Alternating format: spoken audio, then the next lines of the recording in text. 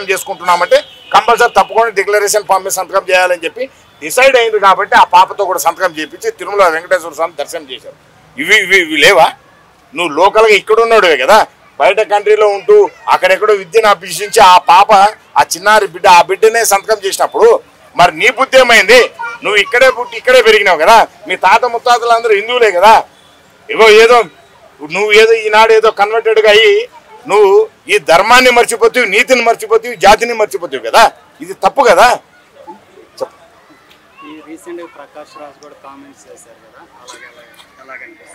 అన్నా నీకు విషయం చెప్తా, ప్రకాశ్ రాజుకు సినిమాలు లేవు.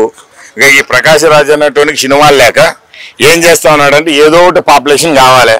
ఎవడి ప్రకాశ్ రాజు అన్నట్టు ఏమన్నా దేశ నాయకుడా లేకపోతే ఇది గాంధీ మహాత్ముడా? ఇక్కడ ప్రకాశ్ రాజ్ అనేది హిందుత్వం పేరు, ప్రకాశ్ రాజ్ హిందూ పేరు, జగన్మోహన్ రెడ్డి హిందూ పేరు.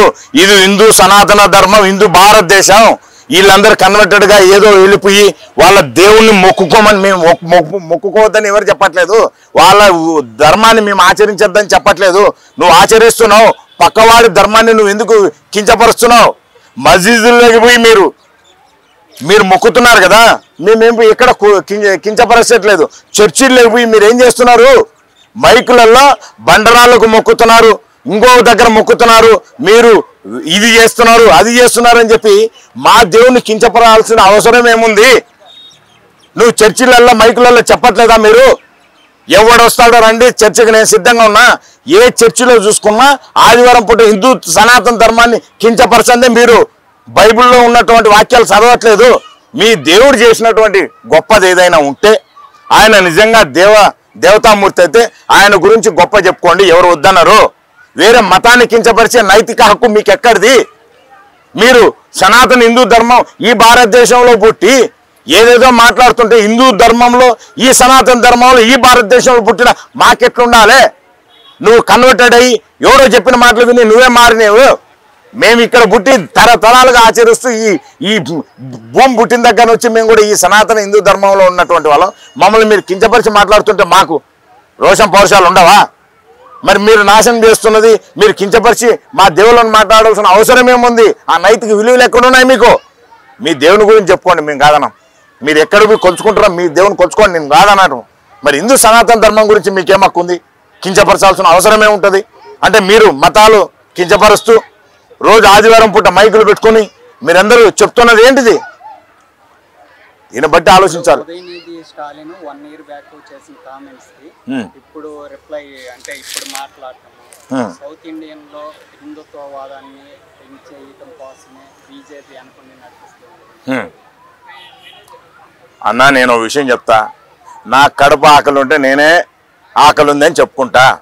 వాళ్ళెవరో వీళ్ళెవరో నువ్వు ఏం చేయలేక ఏం చేతగాక బీజేపీ అనుకుని నడిపిస్తుందంటే నేను ధర్మాన్ని హిందూ ధర్మాన్ని ఆచరిస్తా, వెంకటేశ్వర స్వామిని పూజిస్తా, శివుడు మా ఇంటి దేవుడు, ఇది నా హిందూ సనాతన ధర్మం నాకు ఇచ్చినటువంటి నేను నడుస్తున్నటువంటి ఈ విధి విధానం. ఎవరో చెప్తే నేను ఆచరిస్తాను, ఎవరో చెప్తేనే నేను ఆగిపోతాను అనేది తప్పు మాట. ఏమంటే ఇక్కడ ఆనాడు రాష్ట్ర ముఖ్యమంత్రిగా జగన్మోహన్ రెడ్డి క్రిస్టియానిటీ పొందినటువంటి బాప్తిసం తీసుకున్నటువంటి వ్యక్తి. అక్కడ ఉదయనిధి స్టాలిన్ ఎవడాడు పిలిపిత్రిగాడు అక్కడ తమిళనాడులో, వాడి కాకరకాయ తెలియదు వంకాయ తెలియదు. వాడు కూడా ఏం మాట్లాడుతున్నా అంటే వాడు ఒక ఉప ముఖ్యమంత్రిగా ఉండి ఒక ముఖ్యమంత్రి కొడుకుగా ఉండి వానికి హిందూ సనాతన ధర్మం గురించి తెలియదు. వాడు బంచిక్ గాడు ఇటువంటి సన్నాసి కొడుకులందరికీ లీడర్లుగా ఇచ్చి ఇక ఈ హిందూ సనాతన ధర్మాన్ని మేము దెబ్బ తీసుకుంటున్నాం, అందుకని ఇటువంటి కొడుకులందరికీ తీసుకపోయి ఈ బంగాళాఖాతం లాంటి దాంట్లో తొక్కి రాజకీయంగా సమాధి కడితే కానీ ఈ హిందూ సనాతన ధర్మాన్ని కాపాడుకునే పరిస్థితి ఉండదు. ఆనాడు విమర్శించేటటువంటి ఆ విలువల్ని కోల్పోయేటట్టు చేసినటువంటి ఆ రోజు ఉన్నటువంటి ముఖ్యమంత్రి జగన్మోహన్ రెడ్డి, అక్కడ స్టాలిన్ వీళ్ళందరూ కలిసి ఒక కూటమి ఏర్పడి వీళ్ళందరూ ఒక హిందూ సనాతన ధర్మాన్ని దెబ్బతీయాలనే వీళ్ళు ఒక కంకణం కట్టుకున్నారు. కాబట్టి ఒకడు అక్కడ మాట్లాడుతాడు, ఒకడు ఇక్కడ నెయ్యిలో కల్తీలు చేస్తారు. ఇటువంటి కుతంత్రాలు ఎన్ని పడ్డా వీళ్ళ తాత జేజమ్మలు దిగొచ్చినా వీళ్ళని పుట్టించిన ఆ ఇంకెవరైతే దిగొచ్చినా కూడా హిందూ సనాతన ధర్మాన్ని ఈక కూడా పెరకలేరు, ఏమి చేయలేరు, టచ్ చేయలేరు. ప్రపంచ దేశంలో ఉన్న చాలా మంది టచ్ చేయాలనే భారతదేశానికి వచ్చి ఆఖరికి ఆంగ్లేయులు సైతం ఇక్కడ నుంచి బరాబర్ ముళ్ళ మూట చదువుకుని కొడుకులు వీడికెళ్ళి చదివేసిన వాళ్ళే తప్ప ఎవడు ఇండియాను టచ్ చేసిన ఒకే ఒక భారతదేశం ఇన్ని ప్రపంచ దేశాల్లోనే ఒక్క భారతదేశం టచ్ చేసిన మొన్న కొడుకు ఇంకా పుట్టలే రాలేడు కూడా. ఇటువంటి పిలిపిత్తురు కొడుకులు ఎంతసేపు గాలికి పోతారు, గుర్తుపెట్టుకోండి. తన రాజకీయ జీవితం మొత్తం మీద చాలా కామెంట్స్ చేశారు. ఎవరు రాజకీయం జీవితం మీద? పవన్ కళ్యాణ్. పవన్ కళ్యాణ్ రాజకీయ జీవితం అన్న ఇంతకుముందు చాలా చెప్పాడు. అంటే గొడ్డు మాసం తినాలి, మా ఫాదర్ ఇట్లాగా అంటే సిగరెట్ వెలిగించాడు. ఇప్పుడు అవన్నీ వైసీపీ మొత్తం ప్రమోట్ చేస్తారు. అవన్నీ మనకే స్థిరత్వం లేకుండా ఇన్ని కామెంట్స్ ఎలా చేయగలుగుతారు ప్రజా జీవితంలో? నేనేమంటున్నా, అవి ఏడ మాట్లాడా అది మాట్లాడింది ఏదో వైసీపీ చేస్తూ ఉందంటే వైసీపీ చేసే ఆరోపణలన్నీ నిజమని మీరు చెప్పడం మా శిశువ్యక్తి. నేను చెప్తా అన్నా, నేను చెప్తున్నా వినండి. దాన్ని ఇన్ని రోజుల కిందట ఇంతకుముందు కూడా చాలా ట్యాంపర్ చేసి మనిషి మాట్లాడే లిప్ మూమెంట్ని బట్టి వాళ్ళు మాటలు మార్చినటువంటి ఈ ఎడిటింగ్ వచ్చిన రోజులు డైరెక్ట్ లైవ్లో మాట్లాడుతుంటేనే అమ్మ అంటే నీ అమ్మ అన్నట్టు వినిపిస్తూ ఉంది. ఈ రోజుల్లో ఈ సోషల్ మీడియాలో ఆ విధంగా చూపిస్తూ ఉన్నారు. ఆయన ఏ రోజైనా కూడా ఇదే విధంగా మాట్లాడాడు పవన్ కళ్యాణ్ గారు, చాలా గొప్పగా బహు గొప్పగా మాట్లాడారు. కానీ దాన్ని ఈ వైసీపీ లీడర్లు ఏంటంటే స్వార్థ రాజకీయాల కోసం, మత రాజకీయాల కోసం మతాల్ని కులాల్ని వాడుకుంటూ ఈ విధంగా ఇబ్బంది పెడతా ఉంది తప్ప ఈనాడు పవన్ కళ్యాణ్ గారు ఒక నీతి నిజాయితీగా ఉన్నాడు కాబట్టి నా జీతం కూడా నాకు అవసరం లేదు, నేను పరిపాలన చేస్తా, నా సొంత డబ్బులు నేను సినిమాలలో ఇంతకుముందు సంపాదించిన డబ్బు అయినా నాకు వచ్చే జీతమైన ప్రతి ఒక్కటి కూడా ప్రజలకు అంకితం చేస్తా, ఈ పదవి అనేది నేను సేవ కోసమే తప్ప నాకు పవర్ కోసం కాదు అని చెప్తా అన్నాడు. ఇదే ముక్క ఏనాడైనా ఈ జగన్మోహన్ రెడ్డి అనేటోడు ఇంకోడో ఈ కుల వర్ణాలకు చెందిన వాళ్ళు ఎవడైనా ఈ అగ్రకుల వర్ణాలకు చెందినడు అని చెప్పాడా ఎప్పుడన్నా? బడుగు బలహీన వర్గాలని ఇబ్బంది పెట్టి నాశనం పట్టేయడం తప్ప ఏమైనా చెప్పారా? మరి అది పవన్ కళ్యాణ్కు మిగతా వాళ్ళకు ఉన్నటువంటిది ఏంటంటే గతంలో ఉన్న ప్రభుత్వానికి ఇప్పుడున్న పవన్ కళ్యాణ్ ఉన్నటువంటి ప్రభుత్వానికి తేడా ఏంటంటే ఇదే. ఇప్పుడు పవన్ కళ్యాణ్ హిందుత్వవాదం తీసుకున్నాడు, ఎస్సీ ఎస్టీ మైనారిటీ ఓట్లతో హిందుత్వవాదం తీసుకున్నారు. మీ క్వశ్చనే రాంగ్. అది ఆయన పుట్టిందే హిందుత్వవాదం తీసుకున్నారు. లేదు, తప్పు మాట, తప్పు. ఒక విషయం చెప్తాను. ఆయన ఏమంటున్నాడు, నేను మసీదులు కట్టడానికి డబ్బిచ్చా, నేను ఈ ముస్లిం వాదాన్ని ఏదైతే ఉందో దానిని గౌరవిస్తా, ఎంతో మంది చర్చిల కోసం చందాలకు వస్తే నేను డబ్బులు ఇచ్చా చర్చిలు కట్టుకోమని, వాళ్ళ మతాన్ని నేను గౌరవిస్తా, నేను హిందూ ధర్మంగా హిందుత్వంగా ఈ భారతదేశ సనాతన ధర్మంలో పుట్టినటువంటి బిడ్డగా నా ధర్మాన్ని, నా సనాతన హిందూ ధర్మాన్ని ఆచరిస్తా, నేను రాజకీయం చేయట్లేదు, అందరూ నాకు అన్నదమ్ములు లాంటి వాళ్ళే, బిడ్డలు లాంటి వాళ్ళే, నేను ఆచరిస్తా హిందూ సనాతన ధర్మం నా ధర్మం, నేను ఆచరించి నాతో పాటు ఉన్న మతాలన్నింటినీ గౌరవించడం నా లక్ష్యం, నా సంకల్పం అంటున్నాడు ఆయన. కానీ వీడెవడో అల్లిగాడు బుల్లిగాడు లుల్లిగాడని వీడెవడో రాజకీయం చేస్తున్నాడు అంటే తప్పు మాట. అది తెలుసుకున్నాలి. అందుకని నేను చెప్పేది ఏంటంటే పిల్లిపిత్రికాళ్ళు 1,70,000 మాట్లాడుతూ ఉంటారు, నేను కూడా 1,70,000 మాట్లాడతా. నీతి నిజాయితీగా సబ్జెక్టు మాట్లాడితే వాడు విజన్ ఉన్న వ్యక్తి అంటారు. ఇప్పుడు పవన్ కళ్యాణ్ ఏదైతే పొలిటికల్ గా యాక్షన్ తీసుకొని చేస్తున్నారో నారా లోకేష్ కి రాజకీయంగా ఇబ్బంది అవుతా. నీకు విషయం చెప్తా అన్న, నారా లోకేష్ గారికి రాజకీయంగా ఇబ్బంది అవుతుందని అవన్నీ తప్పు మాట. ఆనాడు నారా చంద్రబాబు నాయుడు గారు జైలు జీవితం అనుభవించినప్పుడు, జైల్లో ఆయన అనవసరంగా ఆయన అరెస్ట్ చేసినప్పుడు, అంత పెద్ద మనిషిని, అంత ఉన్నతమైన విలువలు ఉన్నటువంటి గొప్ప వ్యక్తిని మీరు అరెస్ట్ చేసిరు కదా, మరి విలువలు విధేత లేనికుండా పెద్ద మనిషిని మీరు అరెస్ట్ చేసినారు, ఆ మనిషికి అండదండలా ఒక బిడ్డలా నేను నిలబడతా అని చెప్పి గట్టిగా ఆయన నిలబడ్డాడు. కాబట్టి ఆయన నిలబడి అందరు కలిసి విధంగా కలిసి కట్టుగా పనిచేశారు కాబట్టి ఇవాళ కూటమి ప్రభుత్వం అధికారంలోకి వచ్చింది. అది ఆయన సంపాదించిన ఆదాయం, ఆయనకు వచ్చేటటువంటి ఆదాయంలో ఆయనకున్న ఆస్తుల్లో కూడా 60% ఈ భారతదేశ పౌరుల కోసం, ఈ భారతదేశ యువత కోసం, ఉద్యోగస్తుల కోసం అందరికీ కూడా స్వచ్ఛంద సంస్థలు పెట్టి ఆయన 60% వాళ్ళకి ఇస్తా ఉన్నారు. ఇలాంటి బిజినెస్ మ్యాన్ కావాలి భారతదేశంలో. కోట్ల రూపాయలు, లక్షల కోట్ల రూపాయలు చెప్పుకోవడానికి మేము ప్రపంచంలో సంపన్నులు అని చెప్పుకుని చాలా మంది, కొంతమంది వ్యాపారవేత్తలు ఉన్నారు. అలాంటి వ్యాపారవేత్తలందరికీ నేను సపోర్ట్ చేయం. కరోనా టైంలో ఈ భారతదేశ పౌరులుగా ఇక్కడున్న ఏమైతే ఈ భారతదేశాన్ని నమ్ముకొని మేము వ్యాపారం చేస్తా ఉన్నామో ఈ భారతదేశ ప్రజల కోసం ఖర్చు పెడతాం. నా యావదాస్తిని కూడా ఈ భారతదేశ ప్రజల కోసం ఇస్తాం. కరోనాలో ఎవరైనా చనిపోతారు, ఏమైనా కరోనాలో మా వంతు బాధ్యత అవసరం అంటే యావదాస్తిని రాసి ఇవ్వడానికి కూడా సిద్ధంగా ఉన్నానని భారత ప్రధానమంత్రికి ఆయన లేఖ ద్వారా బహిరంగంగా ప్రెస్ మీట్ ద్వారా కూడా చెప్పినటువంటి పరిస్థితి. అలాంటి పరిస్థితుల్లో ఏ ఒక్క బిజినెస్ మ్యాన్ లేదు, ఒక రతన్ టాటా గారు తప్ప. అలాంటి వ్యక్తికి భారతరత్న కాదు ఇంకా అంత పైన ఇంకేదైనా ఆస్కార్ అవార్డు కూడా ఉంటే కూడా అది ఆయనకు దక్కాలని మేము కోరుకుంటా ఉన్నాం. సామాన్యుల కోసం ఏంది 60% ఆయనకు వచ్చే ఆదాయంలో 60% భారతదేశ పౌరుల కోసం, భారతదేశ విద్యావంతుల కోసం, ఉద్యోగస్తుల కోసం, పేద బడుగు బలహీన వర్గాల కోసం ఖర్చు పెట్టండి. 60% ఆయనే స్వచ్ఛందంగా సేవ చేస్తూ ఉన్నాడు కదా. ఈ స్వచ్ఛంద సంస్థలు పెట్టి వాటికి ట్రస్టుల ద్వారా అందరికీ ఇచ్చేస్తూ ఉన్నాడు కదా. ఇంతకుమించి ఇంకేం కావాలి? అది ఒక మిగతా వాళ్ళతో కంపేర్ చేసుకుంటే ఒక అంబానీ వాళ్ళు కానీ ఇంకా చాలా మంది ఉన్నారు, ఒకటే పేరు చెప్పడం. ఇలాంటి బిజినెస్ మ్యాన్లు ఎవరు కూడా ఇంత ఖర్చు పెట్టి ఈ విధంగా ప్రజల కోసం, భారతదేశ పౌరుల కోసం ఇలాంటి వారు ఎవరు చేయట్లేదు. నేను అదే అంటున్నా, మీరు నన్ను అడుగుతున్నారు కదా, మీకు మంచి చెప్తే పెద్దగా పాకదనమాట. చెడు చెప్పండి, ధనాఢన్ డమాడం అని చెప్పండి, దెబ్బకు పాకిపోతుంది రాష్ట్రం మొత్తం కూడా. లేదు మీ గురించి కాదు, నేను ఎగ్జాంపుల్ చెప్తా ఉన్నా. బయట పోయి ఫలానా దగ్గర ఒక ఆడపిల్ల ఉన్నది, చాలా అందంగా ఉన్నది, ఆడికి బీర్ తీసుకో, ఆ బీర్ తీసుకొని ఆ తాగి ఆ పెళ్ళని రేపు చేయంటే పటాపట్ వెళ్ళిపోతాడు ఎవడైనా. ఓరేనైనా రోడ్డు మీద ఒక అవ్వ పోతుంది, తాత పోతున్నాడు, రోడ్డు క్రాస్ చేయలేకపోతా ఉన్నారు, వాళ్ళని ఆ రోడ్డు క్రాస్ చేయించు, వాడు దాటిపించు అంటే ఎవరు పట్టించుకోడు. సమాజం అట్లా ఉంది.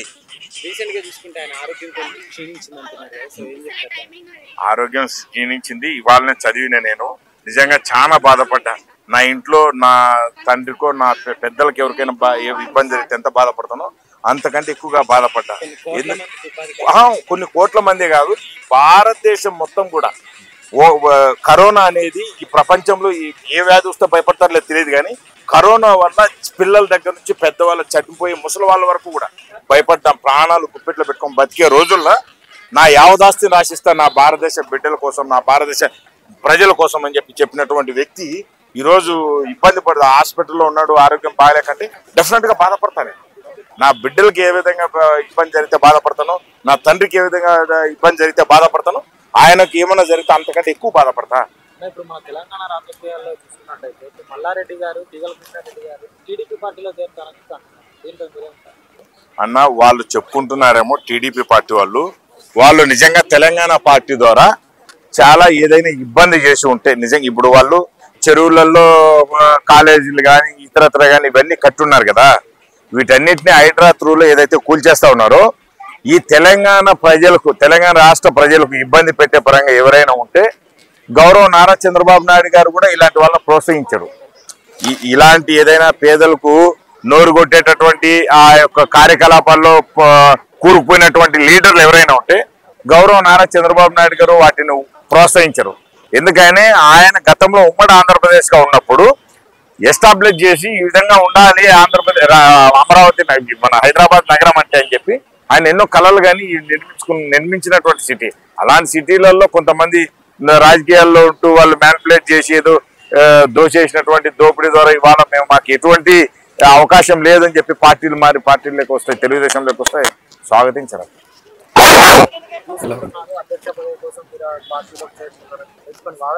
ఇంకా వీళ్ళు చెప్పుకొని పలకలు కొట్టుకుంటే ఇదే మైక్ పెట్టుకుని నడుచుకుంటే ఏం కుదరదు. పెద్ద మనిషి ఆయన అనౌన్స్ చేయాలి. ఆయన ఏంటంటే ఇక్కడ ముఖ్యంగా బీసీ వర్గాలలో ఒక రాజకీయంగా తీసుకురావాలనేది ఆయన చంద్రబాబు నాయుడు గారి లక్ష్యం. ఎందుకంటే తెలంగాణలో ఎక్కువగా యాదవాస్ గౌడ్స్ పాపులేషన్ ఎక్కువ ఉంటుంది. అందులో బీసీ వర్గాలు, ముద్రాసి, ఇతరత్ర అన్ని కులాలు కూడా బడుగు బలహీన వర్గాలలో ఇక తెలంగాణ రాష్ట్రంలో ప్రోత్సహించాలనేది ఆయన ఆలోచన ఉంది. వీళ్ళేదో సంకలు గుద్దుకుంటా అంటే వాటిని ప్రోత్సహిస్తారనేది నెవర్, అది తప్పు.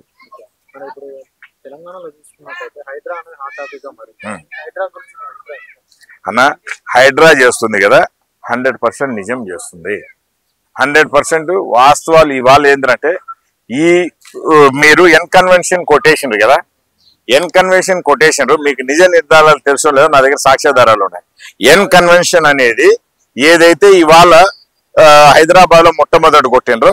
దాంట్లో ఫర్ డేకి 50 లక్షల నుంచి ₹1 కోటి కూడా వసూలు చేసి తీసుకున్నటువంటి పరిస్థితి ఎన్ కన్వెన్షన్ లో.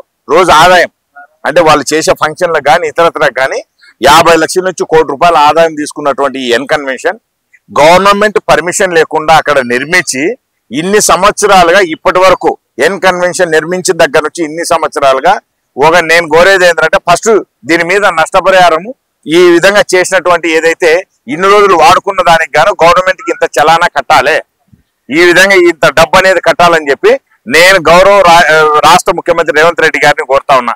ఎన్ కన్వెన్షన్ అనేది ఒక దుర్మార్గకంగా పేద బడుగు బలహీన వర్గాల నోర్లు కొట్టి వీళ్ళు హీరోలుగా లేకపోతే ఇంకో విధంగా చలామణి అవుతూ వీళ్ళు ఈ విధంగా దౌర్జన్యాలకు పేద ప్రజల భూముల్ని వీళ్ళు గవర్నమెంట్ భూముల్ని అన్యాక్రాంతంగా నిర్మించి వీళ్ళు ఈ విధంగా ఎన్ కన్వెన్షన్ లో రోజుకి 50 నుంచి ₹1 కోటి వసూలు చేస్తా ఉన్నారంటే వీటిని ఇప్పుడు కూల్చేసిన తర్వాత ఇన్ని సంవత్సరాలుగా వీళ్ళు ఆదాయం చేసుకున్న దాంట్లో ఇంత కట్టాలి అని చెప్పి గౌరవ ముఖ్యమంత్రి గారు వీళ్ళ మీద కోర్టు త్రూలో వీళ్ళకు ఒక ఇష్యూ అనేది చేస్తే బాగుంటది. దాని విధాలు కట్టిపించుకుంటే ఇంకా బాగుంటది. అది పేద ప్రజలకు ఉపయోగిస్తే ఇంకా బాగుంటది అని కోరుకుంటున్నా. అదే నేనేం చెప్తున్నా, ఇప్పుడు ఎన్ కన్వెన్షన్ లో గతం ప్రభుత్వంలో జరిగినటువంటిది ఎన్ కన్వెన్షన్ ఆల్రెడీ కూలగొట్టాలని చెప్పి 2016లో ఉంటే కూడా దాన్ని కూలగొట్టకుండా అట్లే కంటిన్యూ చేసింది ఆనాడు ఉన్నటువంటి ప్రభుత్వం, కల్వకుంట్ల చంద్రశేఖరరావు ప్రభుత్వం. మరి ఆ ప్రభుత్వం మళ్ళా కూడా ఏం తప్పు చేసిందంటే ఇదే నాగార్జునకి సంబంధించి ఈ ఎన్ కన్వెన్షన్ వాళ్ళకి సంబంధించి మౌలాలి దగ్గర మల్లాపూర్ అని ఉంటది. 500 ఎకరాలు 99 సంవత్సరాలకు గాను లీజ్ ఇచ్చింది. మల్లాపూర్ లో 500 ఎకరాలు గాను 99 సంవత్సరాలు ఎన్ కన్వెన్షన్ నాగార్జున వాళ్లకు లీజుకి ఇచ్చింది. ఎందుకు ఇచ్చింది అంటారు లీజుకు? ఇక ఇట్లా బడుగు బలహీన వర్గాల వాళ్ళకి ఎక్కడైనా ఒక సెంటు భూమి ఇచ్చిండ్రా? డబుల్ బెడ్రూమ్ ప్లాట్లని కట్టిపిస్తున్నామని చెప్పి అట్లనే నోరు కొట్టింది కానీ ఎక్కడేగానే ఒక సెంటు ఇవ్వలే. 500 ఎకరాలు ఈ రోజు నువ్వు డబ్బున్న సంపన్నులకు నువ్వు 500 ఎకరాలు 99 సంవత్సరాలకు గాను లీజు కట్టబడితే ఆ తర్వాత వాళ్ళ సొంతం అయిపోతుంది. ఇప్పుడు అన్నపూర్ణ స్టూడియో ఏ విధంగా అయితే వాళ్ళు నెగ్లెక్ట్ చేసుకుని వాళ్ళు నడుపుకుంటా ఉన్నారు, ఆదాయాన్ని సంపాదించుకుంటున్నారు, అటు ఆదాయం వాళ్ళ సొంతానికి సరిపోతా ఉంది తప్ప పేదవాళ్ళకి ఎక్కడ ఆదాయం వస్తా ఉంది? అదే గవర్నమెంట్ కొంతమంది పేదలకు ఇల్లులు కట్టించి ఆ యొక్క ప్రభుత్వం ఆనాడు ఉన్న చంద్రశేఖరరావు ఇల్లులు కట్టించి ఇచ్చి ఉంటే ప్రతి ఒక్క పబ్లిక్ బాగుండేవాళ్ళు, ప్రజలు బాగుండేటోళ్ళు. సచివాలయం అనేది ఈ రోజు అయితే ఈ రోజు పెట్టింది కాదు, దాని పరిధిలో చాలా మంది దాదాపు గత 50 సంవత్సరాల నుంచి 50-60 సంవత్సరాల నుంచి కూడా ఆనాడు ఉమ్మడి ఆంధ్రప్రదేశ్ గా ఏర్పడ్డ ఫస్ట్ సచివాలయం అదే కాబట్టి దాని విషయంలో నేనైతే మాట్లాడలేను. ఎందుకంటే దాని విషయంలో ఇన్ని సంవత్సరాలుగా ఇప్పుడున్న ముఖ్యమంత్రులు అందరూ కూడా అందులోనే ఉంటూ కూర్చుంటా ఉన్నారు కాబట్టి అదే అంటారు సెక్రటేరియటే సచివాలయం అంటారు. ఇప్పుడు కాంగ్రెస్ ప్రభుత్వంలో హైదరాబాద్ తీసుకున్నాడు నిర్ణయంలో సామాన్యుడు ఎక్కువ నష్టపోతున్నాడు. వాళ్ళకి ఎలాంటి ప్రత్యామ్నాయం చేస్తే బాగుంటుంది? అదే అన్న గతంలో చేసిన ప్రభుత్వ తప్పిదాలు ఏంటంటే ఎక్కడ పడితే అక్కడ డైరెక్ట్ గా కాకుండా ఇండైరెక్ట్ గానే ఒక డైరెక్ట్ గా 3 లక్షల కోట్లు, ఇండైరెక్ట్ గా దాదాపు 5 నుంచి 6 లక్షల కోట్ల రూపాయలు దోషేసినటువంటి కల్వకుంట్ల చంద్రశేఖరరావు 10 సంవత్సరాల ప్రభుత్వంలో ఆయన పరిపాలించిన 10 సంవత్సరాల్లో దాదాపు 5 లక్షల కోట్ల రూపాయలు ఇండైరెక్ట్ గా దోషేసినట్టు ప్రతి ఒక్క ప్రజలకు తెలుసు. అది ఎట్లా దోషేసినారంటే 500 ఎకరాలు మల్లాపూర్ ఏ విధంగా అయితే నాగార్జున వాళ్ళకు లీజుకి ఇచ్చిండు 99 సంవత్సరాలు, ఆ 99 సంవత్సరాలు ఎట్లయితే లీజుకి ఇచ్చిండో అదే విధంగా ప్రతి ఒక్కరికి కూడా నాలాల పక్కన ఇంకో పక్కన వాళ్ళని లీగలైజ్ చేస్తున్నాం, మీరు గవర్నమెంట్ కి ఇంత డబ్బు కట్టండి అని చెప్పి డబ్బులు కట్టిపించుకొని వీళ్ళు లంచాల త్రూలో ఇంకో త్రూలో కోట్ల రూపాయలు వీళ్ళు దోసుకు తిని ఎక్కడ పడితే అక్కడ విచ్చలవిడిగా పర్మిషన్లు ఇచ్చేసి ఎక్కడ పడితే అక్కడ ఏ కాలం ఎత్తుకో, ఏ చెరువు ఎత్తుకో, ఏ కుంట ఎత్తుకో ఎక్కడ చూసినా పర్మిషన్లు ఇచ్చి ఇవాళ అవి ఎప్పుడైతే నిర్మించినారో వాటర్ ఎక్కడ పోతాయి? సిటీ ఎంబడి వస్తున్నాయి, సిటీ మునిగిపోతున్నది, సిటీలో ఉన్న ప్రజలు ఇబ్బంది పడుతున్నారు. అంటే ఒకడు ఇద్దరు ఒక 100 మంది ఉంటారేమో నాలా పక్కన అట్లా చెరువులు నమ్ముకుని కొంతమంది ఈ సంపన్నులు ఈ బిల్లు ఉన్నారేమో చెరువుల పక్కన వాళ్ళు ఇవాళ వాళ్ళ కోసం యావత్ సిటీ మునిగిపోతా ఉంది కదా. గతంలో ఓల్డ్ సిటీలో కూడా మునిగిపోయింది. మీరు చూసారు ఎంతమంది కొట్టుకపోయినారు, ఎంతమంది ఎన్ని స్కూల్ హైదరాబాద్ మహానగరంలో మనుషులు కొట్టుకోగా చూసారా? అలాంటి పరిస్థితి జరిగింది. మరి దీన్ని అంతటి కూడా ప్రోత్సహించింది కల్వకుంట్ల చంద్రశేఖరరావు ప్రభుత్వంలో ప్రోత్సహించారు కాబట్టి ఇవాళ హైదరాబాద్ తీసుకున్నటువంటి నిర్ణయం అందరినీ కొడతా ఉన్నారు. పేద ప్రజలన్నీ కొంతమంది వీళ్ళ ఉనికిని కాపాడుకోవడానికి, టిఆర్ఎస్ వాళ్ళ ఉనికిని కాపాడుకోవడానికి పేద ప్రజలను చూపిస్తా ఉన్నారు. 90% వీళ్ళు ఉంటే పేద ప్రజలు 10 మంది ఉండొచ్చు, 10% ఉండొచ్చు. వాళ్ళందరికీ కూడా ఈ రాష్ట్ర ప్రభుత్వం మంచి అవకాశం కల్పిస్తామని కూడా చెప్తా ఉంది. తప్పకుండా ఆ అవకాశం కల్పించి, పేద ప్రజలకు ఆ అవకాశం కల్పించి, ఈ ఆఫీసర్లు కూడా ఎవడైతే ఇంతకుముందు గతంలో ఉన్న 10 సంవత్సరాల్లో పర్మిషన్ ఇచ్చినటువంటి ఆఫీసర్లు ఎవరు ఉన్నాడో వాడు తినింది కక్క పెట్టాలి. వాడు ఉన్న ఆస్తులు కూడా జప్తు చేసుకుని పేద ప్రజలకు ఎవరికైతే నోరు కొట్టినా వాళ్ళకి పంచే విధంగా గవర్నమెంట్ చర్య తీసుకోవాలని నా మనవి. అది విషయం. Thank you.